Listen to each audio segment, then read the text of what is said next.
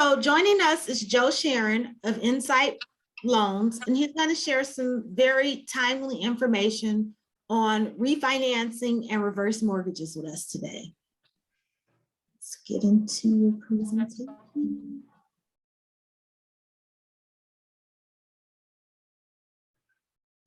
All right, there it is. We'll go from the beginning, okay?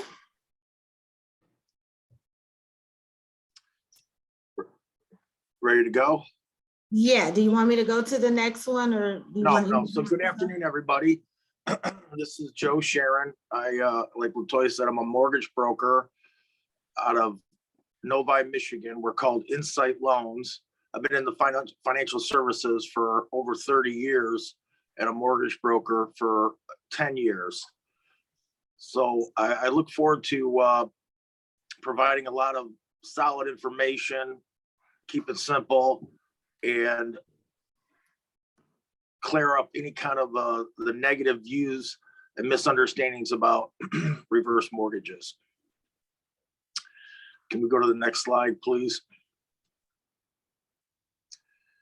So obviously, everybody's heard about a refinance, refinancing your house. And typically a refinance is when you already have a mortgage on a house. You can also take out a mortgage on your house if you own it free and clear. In order to take money out of your house or refinance an existing mortgage and take money out of your house, the maximum loan amount is 80% loan to value. Can we go to the next page, please? Often what people, the reason why people refinance is pretty obvious. You want to lower your payment, or you want to get rid of an adjustable rate mortgage is one reason. Another one is there's a financial expense of a mortgage called private mortgage insurance. And that is whenever you purchase a house and you purchase it with less than 20% down, you have to insure the lender against default. And that's paid through a premium that you pay monthly, or you can pay it at a one-time premium. And sometimes both a one-time premium and a monthly premium in your payment, which is an FHA mortgage. So if you're a homeowner and you're making these mortgage insurance payments, it's an added expense that you want to remove. This can be done after owning a house and your house appreciates and your loan balance declines, that creates enough equity that's equal to 20% or more. And that's a scenario by which you can get rid of the private mortgage insurance, and that can save you quite a bit of money each month on your payment. Another reason is you want to lower your payment if you're on a fixed income. You've owned your house for a long time. Interest rates are low. You could refinance and get another 30-year mortgage and have a very, very low monthly expense on a refinance.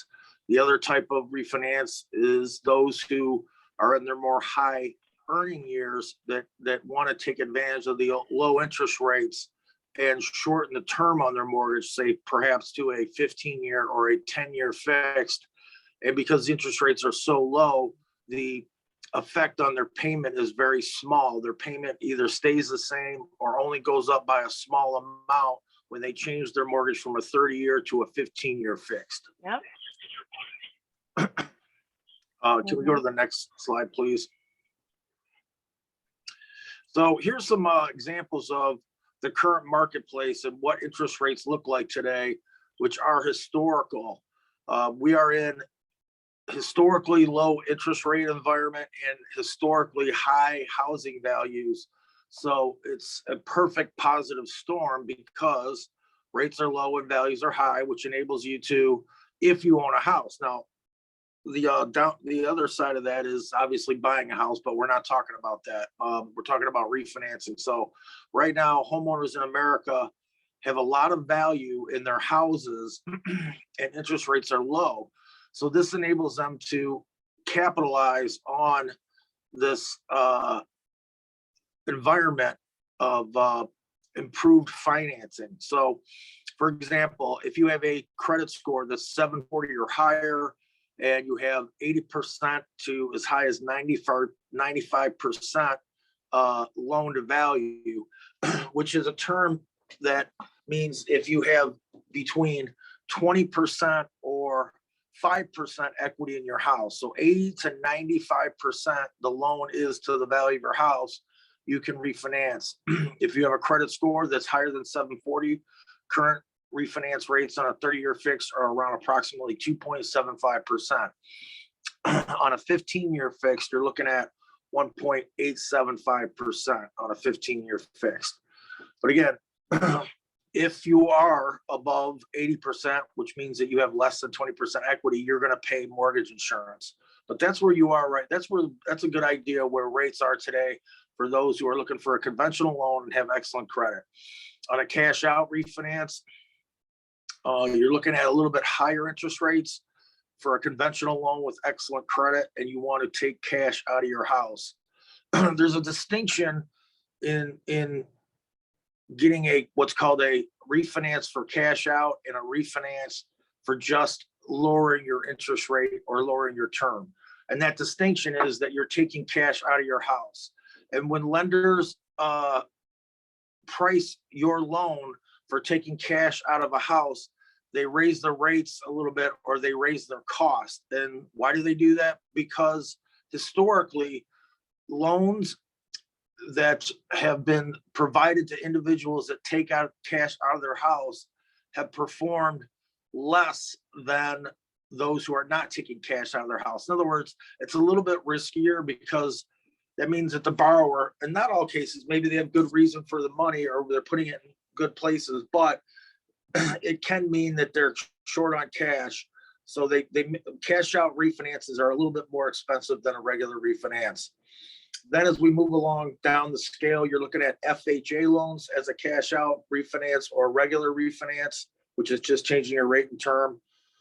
The interest rates are lower on an FHA loan. However, you have to pay private mortgage insurance no matter what when you get an FHA loan. It doesn't matter if you have credit of 740 or higher, you're going to pay mortgage insurance. But on a 30-year fix, you're looking at around 2.375% on a 30-year fix for 740 credit score and an FHA borrower. But when you add the PMI, the private mortgage insurance, the interest, the actual cost on an annualized basis is 3.68%. So you can see that it's actually higher, even though the rate is lower, the overall cost when you add the private mortgage insurance. When we look lower on the term, you look at a 15-year fixed FHA mortgage with top credit. It's 2.25% is the fixed rate on a 15-year. You add the PMI, and it's 3.55%. But here's the next area of the marketplace for FHA that makes FHA such an attractive option for a homeowner, first-time home buyer, or a homeowner that perhaps has had run into some difficult times over the past 24 months and their score has dropped. If you have a credit score of 580, you can refinance at 3.875% on an FHA loan. If you want to take cash out, let's say you've done really well and you've paid your house down many, many years, and unfortunately something happened. It could be illness, it could be economic difficult times, and your score has dropped and you need to tap into some of that cash, but your score is at 580, or even if it's below 580, you can actually get an FHA loan up to 80% loan to value with a credit score of 560 and take cash out on your house. So it's a great tool, and the interest rate on a 30-year fix for a 580 credit score is around 3.875%. And on a 15-year fixed is 3.375%. Again, when you add the PMI, you're looking at a 30-year fixed of with that rate of 3.875, add the PMI, and that interest rate is 5.18% APR and 5.05 on a 15-year fixed FHA when you add the PMI. Let's go to the next slide, please. When you want to refinance your mortgage and you're not sure about how much equity you have in the house, conventional, again, this is repeating some of the same information, but you can refinance at 95% value, loan to value of your house on a conventional loan. It's very score sensitive. So if your score is low, it might be difficult to go to 95% for a conventional loan. FHA up to 97.75%. VA, you can go up to 100%, and USDA, which is a rural development loan, you can go up to 100%. So any veterans out there, it's a great tool. You can borrow up to 100% of your house on a refinance, whether it's cash out or improving your rate or term. Let's go to the next slide. Regarding reverse mortgages, the big subject. Reverse mortgage is used for homeowners, seniors that have a lot of equity in their house and they want to utilize that equity as collateral to improve their financial situation. So let's go to the next slide. So who are the seniors that can do this? The seniors that can do this must be at least 62 years old. They own the property either 100% outright, which means, they have no lien on title, they owe nothing, or they owe very little, somewhere maybe 30 to 40, as high as 50% in some cases, where that means that they have 50 to 70% equity in the house. The house has to be their principal residence as well. And when you do get a reverse mortgage, one part of the process, which is, it's not difficult, but you have to go through a counseling process just so you're made aware. It's required, it's mandatory on all reverse mortgages that you go through a HUD-approved reverse mortgage counseling certification. The home must be two single family or maximum 4-unit owner occupied home. One of the if it's a multi-unit, you have to live in one of the units as a primary residence. If it's a condominium, you can get a reverse mortgage. It has to be a HUD-approved condominium project, which means that the condominium project meets the qualifications by HUD, which not all condo projects are, and there is a list. If your condo project is on that list, you can get a reverse mortgage for your condo. Also, if you have a manufactured home, you can get a reverse mortgage as well. And again, if you owe very little on your house, such as 30 to 50%, you're a great candidate and you're 62 years or older. Can we go to the next slide, please? So what happens at inheritance? Now, this is the key. I know there's a lot of concern or worry, like, oh, I get this reverse mortgage, I can get kicked out, or the bank can take it over. Or what does it mean? I mean, the name sounds weird, reverse mortgage. It just simply means that when you get a reverse mortgage, you are going to pay off any loan that you have on the house, a loan, which means that you're paying back monthly. That loan gets paid off with a new loan that you don't have to pay on. So the reverse mortgage lender pays off the loan and you have a new loan equal to that loan that you already had, or higher than the loans you already had, because you took some money out of your house as cash, a lump sum or partial lump sum, and another in a home equity line, and you don't have to pay that back. So what happens to the loan? Well, what happens to any loan if you never have to pay it back? That loan grows, and over time, the loan's going to be higher, but you're not paying, because you're not paying on it. You don't have to pay it back. So then, well, what happens at death in terms of the estate? What happens is that the heirs to the estate have the option of buying the house from the estate, which means they have to pay off the current existing reverse mortgage, the loan that's on the house. Then they control the property. And in addition, the homeowner regarding, it says the death of event, the home ceases to be in the primary residence for more than 12 months, the homeowner's estate must satisfy the remaining value of the mortgage if the bank takes over of the property. So essentially, it doesn't matter if you get a reverse mortgage. You have the option, and you're an heir to the estate, or your heirs, they have the option of buying the property. If they don't buy the property, then the house is sold, and whatever equity is left over, which is the value of the house less the loan amount, is the estate's. Can we go to the next slide, please? So again, the reverse mortgage is paying off an existing mortgage or taking cash out where you had no mortgage. And the options that a person can choose to get the reverse mortgage is either a lump sum, or they can have equal monthly payments as long as the homeowner lives in the house. They can get a line of credit, which is a home equity line, or any combination above. So I just want to step back for a second. So if you don't have a mortgage payment, then what's the catch? There is no catch. You have to continue to pay the taxes on the house, and you have to pay the homeowner's insurance on the house. And that's the only responsibility. So no mortgage payment. There is a loan on it. The loan is growing because there's interest accruing on that loan, but you're not making a payment on it. So when you have a loan, you also have a collateral, which is the house. So both are rising. The house is, in typical circumstances, the house is rising in value, and so is the loan that's rising in value.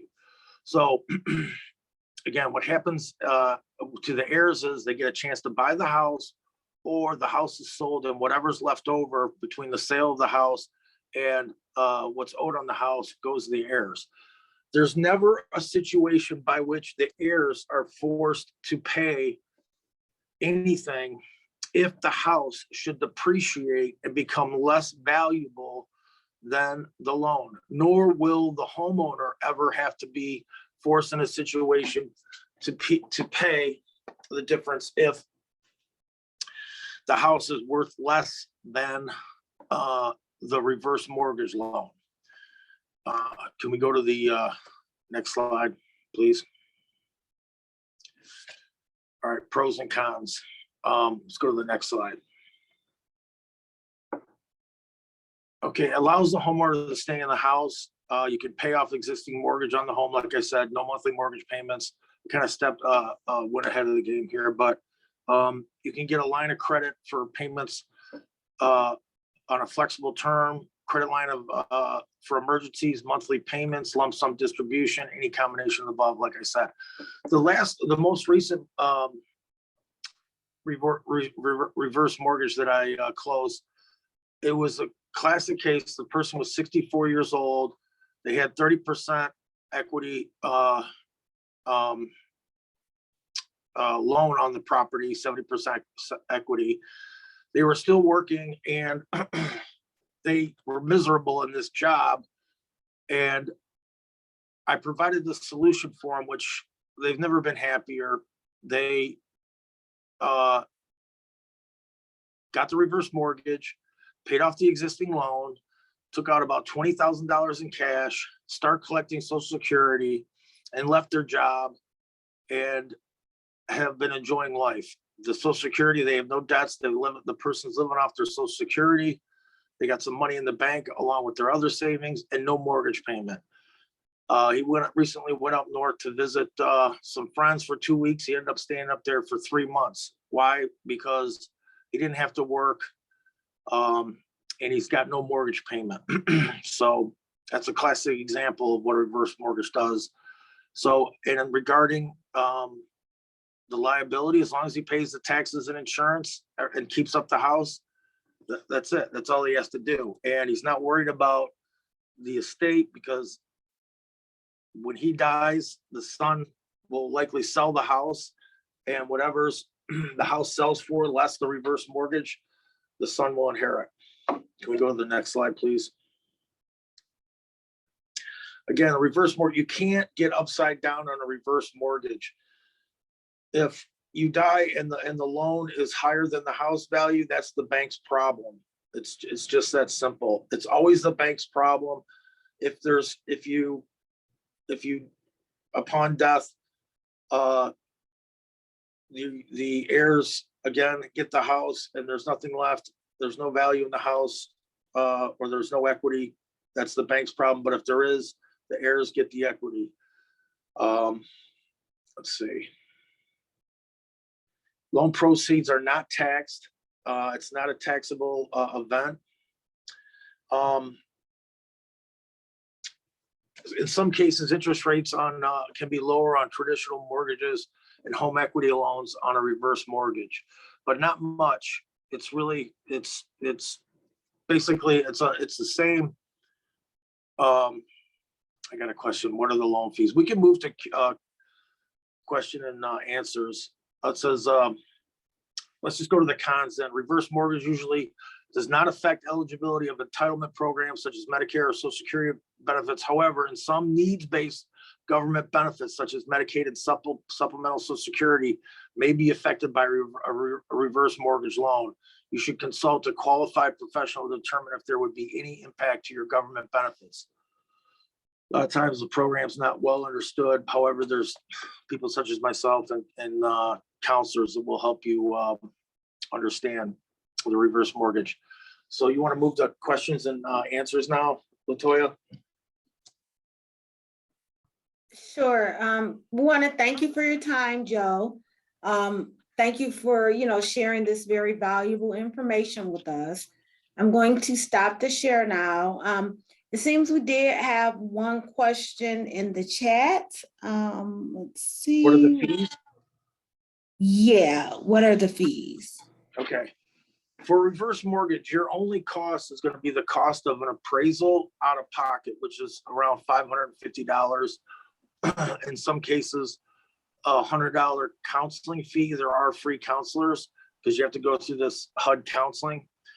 On the loan, FHA has a 1.75% funding fee, and that's just added to the loan amount that you're not going to pay on. And then there's also title expenses and lender fees, which anywhere between 1 to 2.75% on a lender fee. But all that is added to the loan amount. That only affects the estate. That doesn't affect your out of pocket. So your out of pocket is anywhere between $550 to $650. Okay. Do we have any other questions in the audience?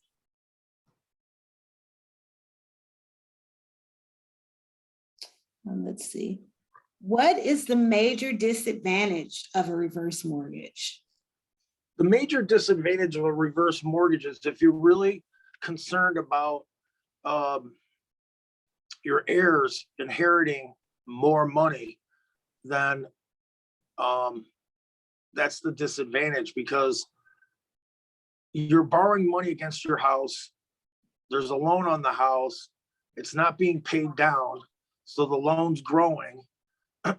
And when you die, there's going to be less money left over to your heirs in the estate. If you get a reverse mortgage and you can't pay the taxes or insurance, well, you're going to be adversely affected because you got to maintain the taxes and insurance. But that's the same case with any mortgage. It's no different than any mortgage. Mm-hmm. Do we have any other questions in the audience? How much does the loan grow? So mortgage grows by, there's two options to get on a reverse mortgage. You can get a fixed rate reverse mortgage or an adjustable rate. The adjustable rate mortgage is based on the LIBOR index, the 1-year LIBOR or the 1-year Treasury index plus a margin, typically 2 percentage points. So what does that equate to? Right now, it's right around 2.5%. And it's fixed that way for the first year, then it adjusts. And it's always going to be attached to this margin plus the index, and it can go no higher than around 9.5%. That's the max it can go up to. Or you can get a fixed rate, which is higher, which is going to be somewhere in the 3.5% to 4% range. So that's how much the loan's going to grow while you're not paying it. I was wondering about the typical value of the homes that will qualify for these loans. Okay. There really isn't, there is the typical value anywhere between 75,000 to 300,000. It just depends on the person. Mm-hmm. Did we have any other questions from the audience? So I did have a couple of questions. Okay. Does that say, PJ Sneed, can you pay off your loan? Is that what you were saying? Okay. Yes. So yeah, I mean, you can pay it off. If you want to pay it lower, that's no problem. You can refinance. So let's say, that's a great question. Let's say you're 62, you get a reverse mortgage. You're not paying on it, and you come into some money or whatever, or you want to move, you can pay it off if you came into some money, inherited money or something like that. Yes, you can pay it off. Or you just want to pay it off and make it go down for your heirs. Yes, you can. Or you can sell the house and whatever's left over and buy a new house. Mm-hmm. Mm-hmm. Okay, it looks like we don't have any more questions popping up in the, okay. What will happen if the person moves?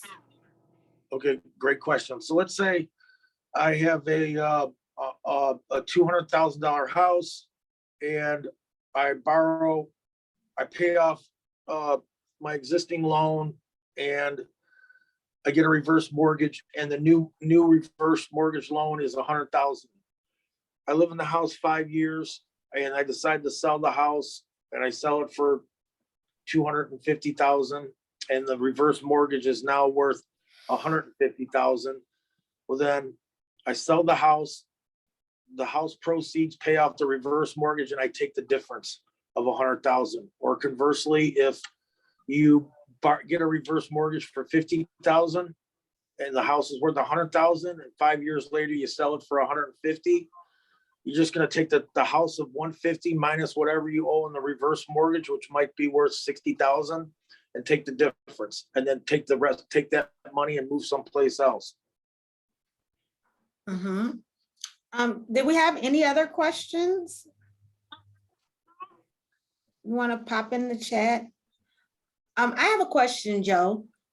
What's typical for spouses? So if there are two spouses and say both are over 62, should they both go on the reverse mortgage? What happens if one goes on and one doesn't? How does that work?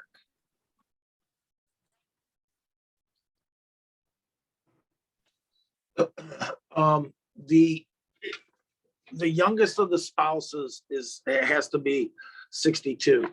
Okay. So they're both connected. If they're married, they've got to be, the youngest has to be 62. Okay. Regardless if they're on the loan or not. Okay.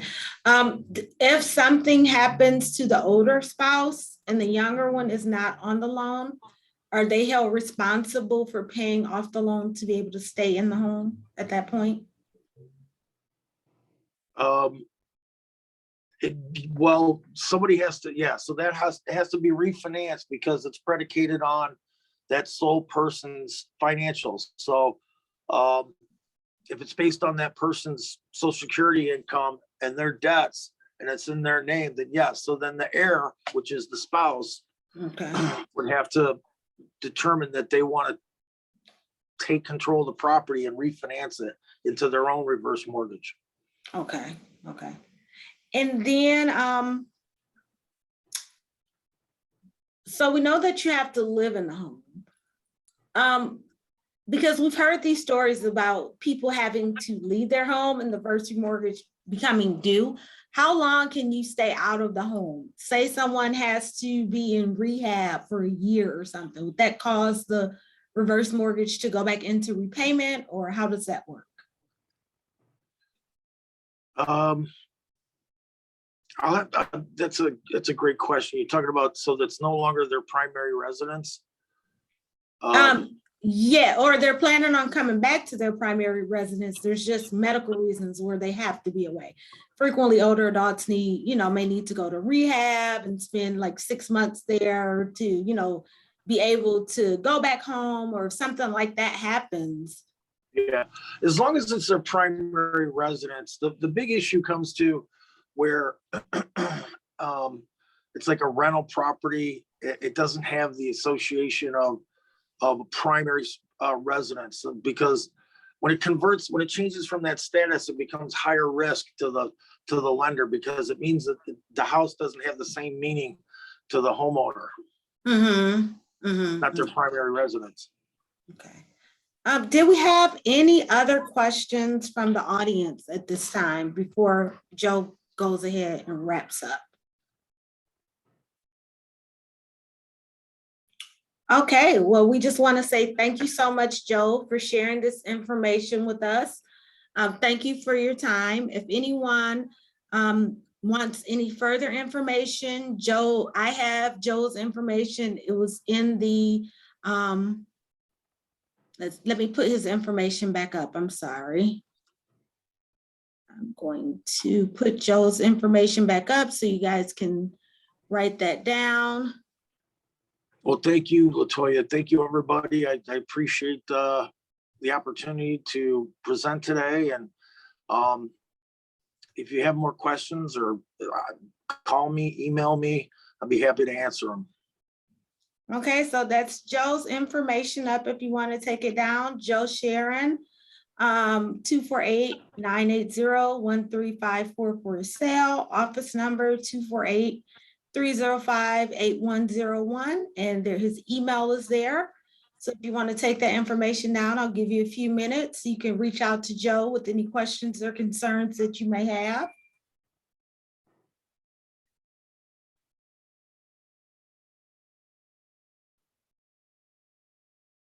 Okay, I'm going to go ahead, take it down, and we're going to go ahead and close out the session today. We're closing out a little bit early, but we got some really great information. Thank you so much again, Joe. And thank everyone once again for joining our first ever Financial First Friday. I hope this was very informative and you can use this information, and it gave you some, information about reverse mortgages or refinancing, answer some questions you may have had in the past. Feel free to email or call me with any questions or inquiries you have. Again, you can email me at l.ha@wayne.edu, or you can give me a call at 313-664-2608 with any questions, concerns, or requests for services or presentations. We service all of Michigan, and we even, our services are virtual through SafeNow. So we service areas outside of Michigan. On the program, we have Mary Beth, who runs a SAFE program in Hillsdale, Michigan. That is I would say sister program, but I guess it's a companion program to the Safe Detroit program. So if you're in that part of the state, Mary Beth is available there. Mary Beth, would you like to just say hi and talk about what you do for a few minutes? You're muted. Unmute. There we go. Can you hear me, Latoya? Yes, I can. Hi, everybody. I'm Mary Beth Culp, and I'm out here in Hillsdale County. And Latoya is my mentor from Wayne State, and she's been so helpful, encouraging me to learn all about the SAFE program. And it's a free program available to older adults who need help navigating through the process of regaining their identity and learning about all the fraudulent activity out there. I do presentations to talk about scams and how seniors can protect themselves. All this is free, and I'm available to any Hillsdale County resident. So I would appreciate you spreading the word. And I look forward to talking to you. Thank you, Mary Beth. I see, is that a hand raise, Sally K? Did you have a hand raise? I see a couple of hands. Oh, maybe that was my hand on the screen. So Mary Beth and I are available to assist older adults who have been victims of scams and identity theft. We also assist caregivers with caregiver financial management issues. So reach out if you need any assistance with something of that nature or know an older adult who could benefit from these programs. And please be ready to tune in next month on January 7th for some very informative information on estate planning. We will be interviewing elder law attorney Howard Collins of Huntington Woods. He will be here to share a wealth of knowledge on estate planning, best practices, and answer questions you may have about making sure your estate is protected and your last wishes are met. Thank you so much for joining us on our first ever Financial First Friday.